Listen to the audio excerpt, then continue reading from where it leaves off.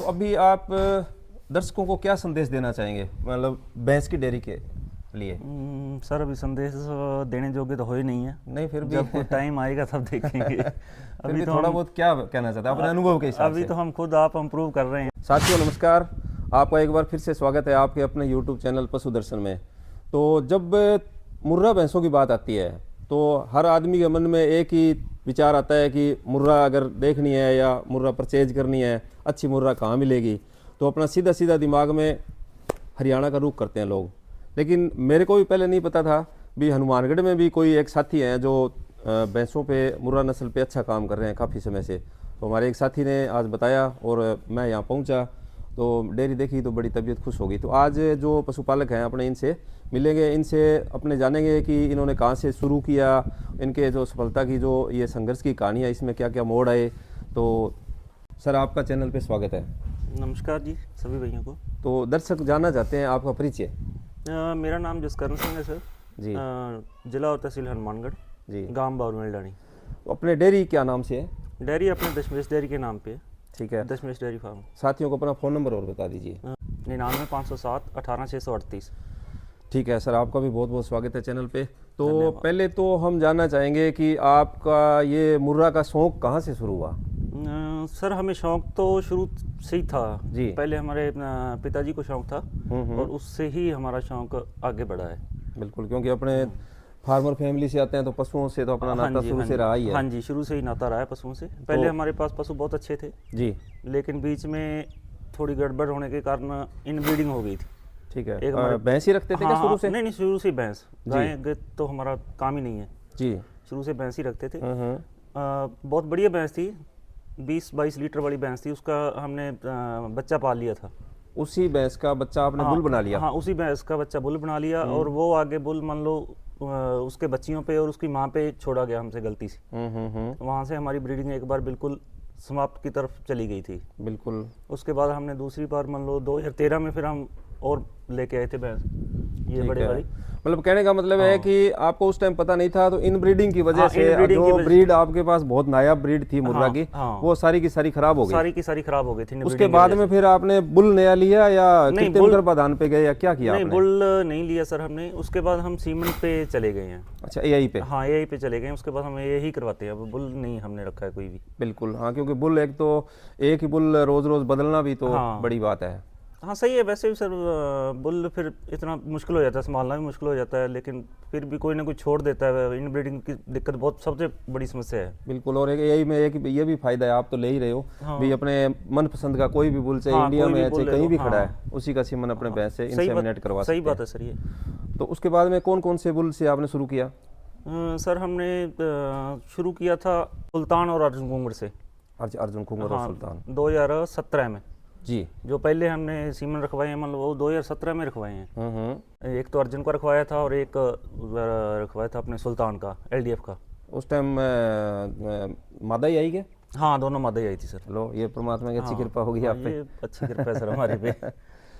तो उसके बाद में वो पार्टियां तैयार होगी? हाँ, वो पार्टियां तैयार होगी सर। उसके बाद मान लो मेन तो अपने पास 2 ही भैंसें थी पहले, जैसे उन दोनों पे लगवाए थे सीमन। तो जो शुरू वाली भैंस है, आप कह रहे अर्जुन कुंगर से आपने इंसेमिनेट को, वो भैंस आपके पास है क्या अभी भी? हाँ है सर। ठीक है। वो कितनी बार भी आ गई? वो सर 16-17 ब्यांत है, 17 में ब्यांत है। बढ़िया बात है। उसकी हेल्थ अच्छी है? हाँ, हेल्थ बढ़िया सर। मतलब उसे एक भैंस से ही इन्होंने ये पूरा जो फार्म आप स्क्रीन पे देख ही रहे हैं, ये इन्होंने तैयार कर लिया है पूरा, और सिर्फ एआई की बदौलत और अपने खुद के ध्यान और अच्छे पशु प्रबंधन की वजह से। तो अब आगे आपका क्या विचार है? आगे सर इसी को ब्रीड को आगे ले जाने का विचार है हमारा टारगेट तो है 20+ की, जो परमात्मा को पता है। दूध का 20+ का टारगेट है हमारा। अच्छा, अभी पर डे का आपका 20 किलो पर डे दूध का आप एक टारगेट लेके चलते हैं? हाँ, टारगेट लेके चल रहे हैं सर। चलो, ये तो जल्दी मिलने वाला है मेरे हिसाब से। तो देखो वो परमात्मा को पता है। परमात्मा के बिना तो कुछ नहीं हो सकता, लेकिन जिस प्रकार आप चल रहे हो। हाँ नहीं, ठीक है सर, आगे रिजल्ट अच्छे परमात्मा आ रहे हैं। उन्हीं की मदद करता है जो प्रजा में रहता है। नहीं, रिजल्ट अच्छे आ रहे हैं सर। बिल्कुल। तो आजकल एक ट्रेंड है कि सेक्सेट सीमन से भी यही करवाते हैं, क्या आपने वो यूज किया है क्या? हाँ सर, शुरू में दूसरी बार पहले तो मान लो अपने पास एलडीएफ का रखवाया था, वो अर्जुन कुंगर का और सुल्तान का। उसके बाद अगले जो सीमन रखवाए थे वो सेक्सेट थे दोनों। जी, चलो बढ़िया बात है, क्योंकि सेक्सेट सीमन अपने यूज करते हैं तो अपने एक मतलब बहुत पीढ़ियों का फर्क पड़ जाता है हाँ। अगर मादाएं आती है तो। आगे चल के और ज़्यादा ब्रीड इंप्रूव हो जाएगी उसके बाद में, तो देखो आपके जो नर पैदा होंगे उनकी भी उतनी डिमांड रहेगी जितनी मादा की रहेगी। हाँ सर, अगर हमारे पास ब्रीड अच्छी होती है तो नर की भी डिमांड तो बनेगी बनेगी। बिल्कुल बिल्कुल। तो अभी आप ब्रीड पे तो काम कर ही रहे हैं, ये तो अपने जान चुके हैं, तो अभी दूध सेल कर रहे हैं आप? हाँ सर, दूध सेल कर रहे हैं। दूध कैसे आप एक तो ट्रेंड है कि मार्केट में खुद लेके जाएं या किसी डेयरी फार्म डेयरी वाले को दें या? नहीं सर, अभी हमारे पास इतना दूध नहीं है अभी हम खुद मार्केट में उसको ले जा सकें। जी जी। दूध कम होने की वजह से एक बार तो हम यहीं से चालू कर रहे हैं, मतलब दूसरा साल है दूध सेल करने का हमारा। पिछले साल सेल किया था, इस साल सेल कर रहे हैं। ठीक है। और अभी तो मान लो लोकल जो अपने डेयरी होती है गांव में उसी पे सेल कर रहे हैं। ठीक है। तो आगे आपकी प्लानिंग तो होगी क्योंकि दूध तो बढ़ेगा ही अगर हाँ आप सर, इस प्लानिंग तो फील्ड में है। काम करोगे तो। हाँ प्लानिंग है सर, प्लानिंग हमारी बाजार में ही दूध लेके जाने की प्लानिंग है, ठीक है। प्रोडक्ट तैयार करने की, और इसकी यही प्लानिंग है हमारी। बिल्कुल। तो कई बार हमें भी लोग मैसेज करते हैं, आपको भी फ़ोन करेंगे, तो अभी जैसे आपका टारगेट ब्रीड पे ही है, तो कोई साथी अगर चाहे आपसे कोई मतलब नर पाडा पालने के लिए ले जाना चाहे या कोई पाडी या भैंस इस तरह का कोई फॉर सेल या आपका है कोई नहीं सर, सिस्टम अभी हमारे पास कोई भैंस या पाडी तो नहीं है, लेकिन हाँ बच्चे हैं 2, मतलब नर आए हैं इस बार। अगर किसी को पसंद आए तो ले जा सकता है। ठीक है।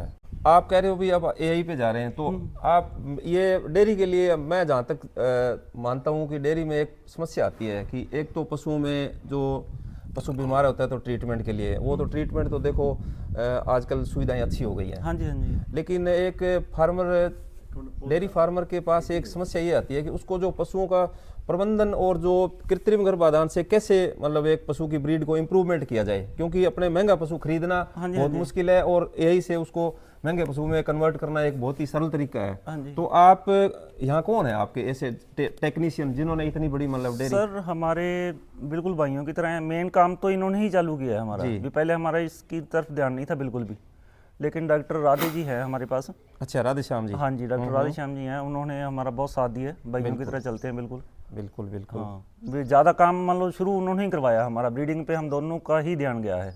हाँ, क्योंकि पहले ज़्यादा आप उनको बता भी रहे शौक थे था। बुल पे जा रहे हैं, फिर एआई से आए। हाँ, उसके बाद यही पे आए हैं कि मान लो वो यहाँ पे 2015 में आए होंगे शायद तक, और 2016-17 में हम आ गए थे, हमारे पास पहली बार वो आए थे जी। और 17 में हमने टीके रखवाने चालू कर दिए थे मान लो। बिल्कुल बिल्कुल।